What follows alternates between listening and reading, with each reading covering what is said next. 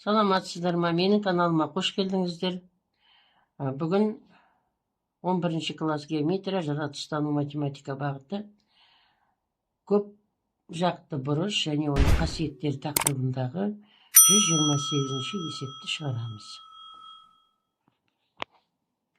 128 есепте ДАБС пирамидасының А төбесіндегі барлық жазық бұрыштары тік, ДА қыры 12 сантиметрге тең, ДБ қыры 20 сантиметрге тең, ДЦ қыры 15 сантиметрге тең болса, пирамиданың толық бетінің ауданын тап. Енді әрі қарай 128 есеп шығару үшін біздер тағы да қосымша салулар орындаймыз. Бізге беріліп отырған ДАБС, яғни пирамидасы мынау барлық қабырғалары, яғни бүйір қырлары 20, 12, 15 сантиметрге тең. Енді біз табу керек осы берілген пирамиданың толық бетінің ауданын. Енді біздерге бүйір қырлары беріліп тұр, бүйір жағындағы қырлары. Бізге табан қабырғаларының ұзындықтарын тауып алуымызға болады.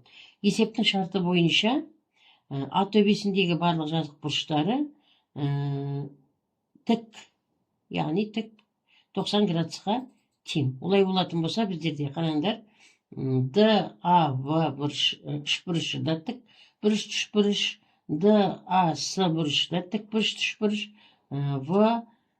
ВАС бұрышы да үшбұрышы да тік бұрышты үшбұрыш. Енді біздерде тек қана қабырғалары әртүрлі бір ғана жағы бар. Бүйір жағы бұл ВДС жағы. Енді біздерге табандағы қабырғаларының ұзындықтарын тауып алайық.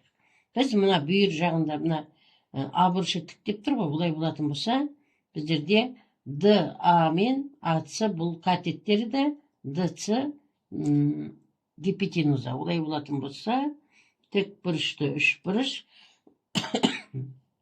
ДАС, осыдан АЦ-ның квадраты тең болады.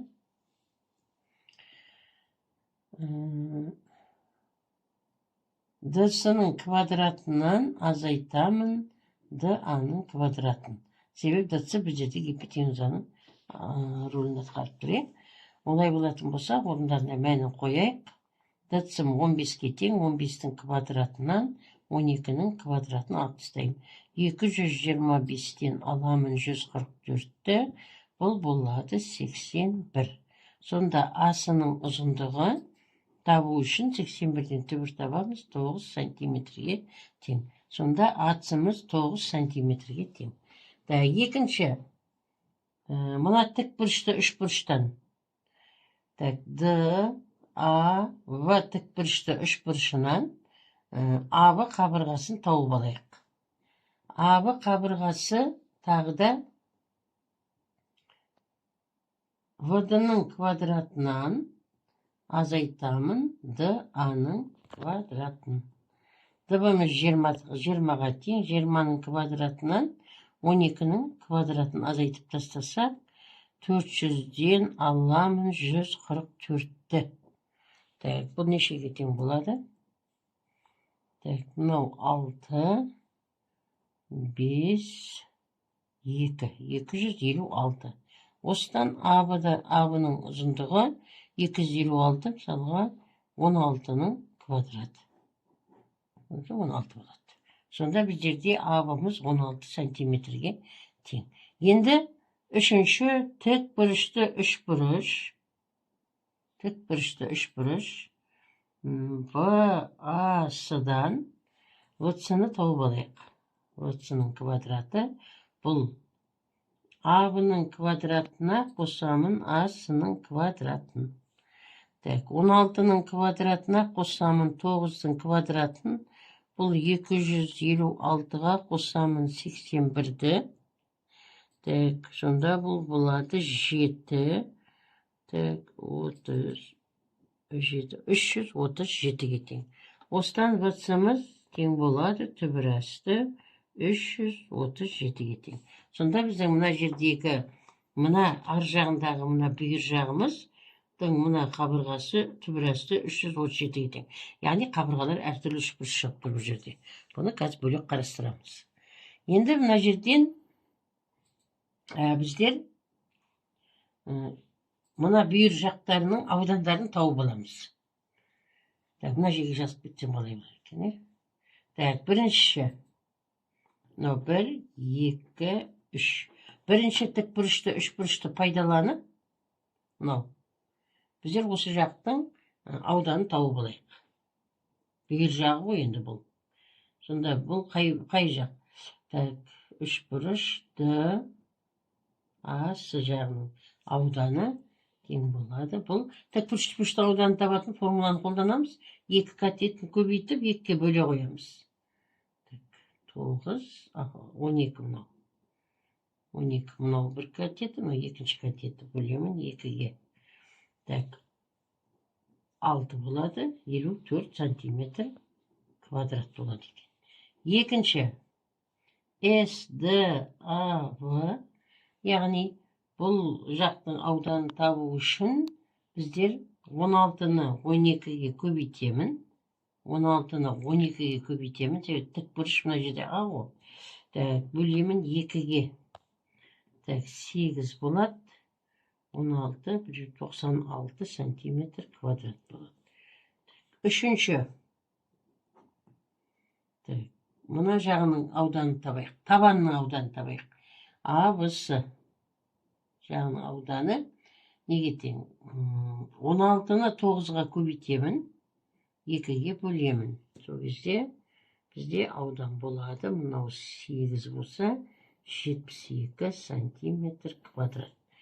Сонда соңыра біздерге толық бетін аудан табуға бізге мына аудандар қажет. Мына 3 аудан. Енді бізге тек бір жағының ғана ауданын табу керек. Ол үшін біздер мына үшбұрышты пайдаланамыз. А, В, Д, С. Енді біздерде қабырғалары әртүрлі үшбұрыштың ауданын табу үшін біздер Геронт формуласын пайдаланамыз. Геронт формуласын білеміз. П минус А, П минус В, П минус С. Бұл жердегі П деп отырғанымыз бұл периметрлерінің АДС үшбұрышының периметрінің жартысы. Сонда 20 қосылған 15 қосылған түбірасты 337 бөлінген 2. Бұл болады 35 қосылған түбірасты 337-ге тең бөлінген 2. S тең болады. P-ның орнына міне 35 қосылған түбірасты 337 бөлінген 2. Мына түбірдің астына мынаның барлық газ кіреді. Жақша.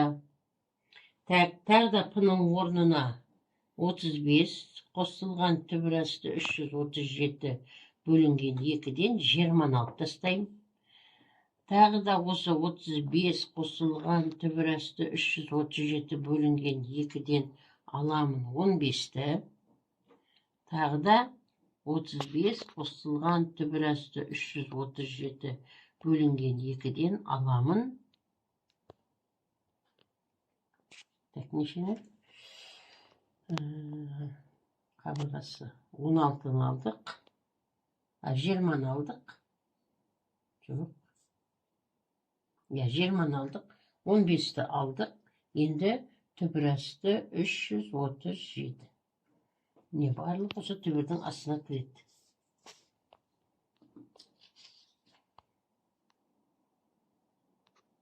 Барлық түбірдің астында тұрады. Тең болады. Ал енді ақшамдайық. Ақшамдаған кезде мынау ортақ бөлімге келтіремін. 2-ден келеді, мынағанда 2-ден келеді, мынағанда 2-ден келеді. 35 қосылған түбірасты 337 бөлінген 2 көбейту. Мынау 40 болады. 35-тен 40-тан минус 40 плюс 35.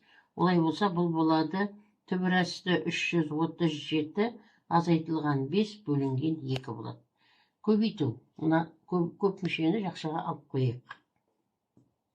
Көбейтілген. Мына жерде 30 болады. Сонда 5 қосылған түбірасты 337.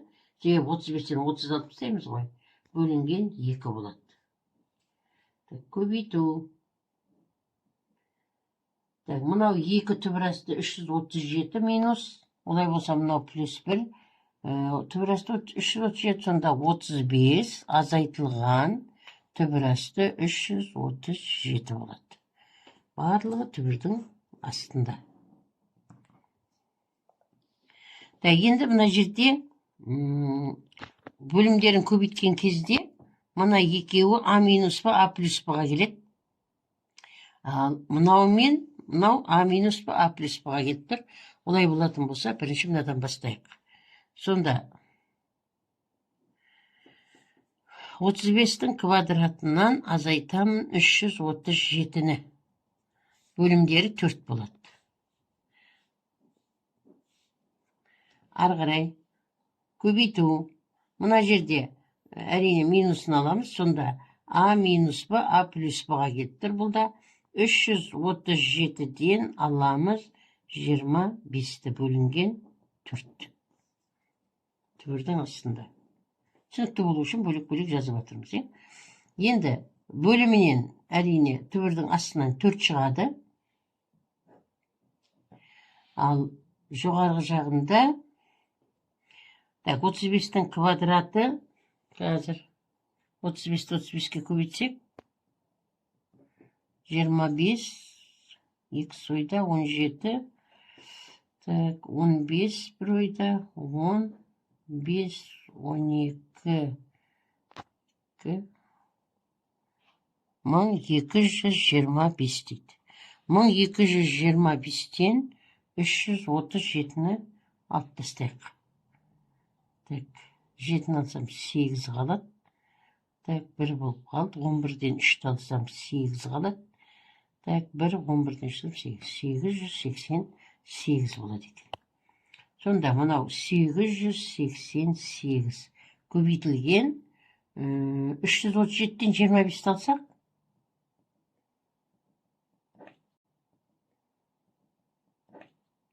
2, 1, 312. 312. Тең болады. Енді мен мына 888-ді, 8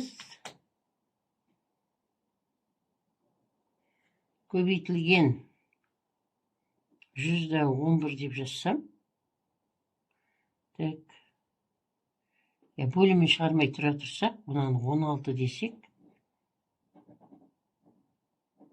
16 деп қояқ. Қазір қысқартып жіберуге. Сонда түбірасты, мынаны 8 көбейту 111 деп жазам.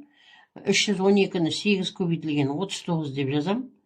Түбірдің астында. Енді 16 мен 8-ді қысқартсам 2 болады. Мынау мен мына 2-ні қысқартсам 4 болады. Сонда бұл болады түбірдің астында барлығын көбейткенде 4329 болады. Енді оны бұлай жазуға болады. 481 көбейту 3. Көбейту 3 кеті.